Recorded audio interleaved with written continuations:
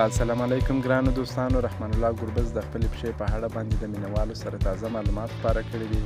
راځئ د ده د خولې څخه یې واورو. سلامونه او نیکې هیلې احترامات ټولو هیوادوالو ته. الله دې وکړي چې راته روغ او جوړ خوشحاله به یې.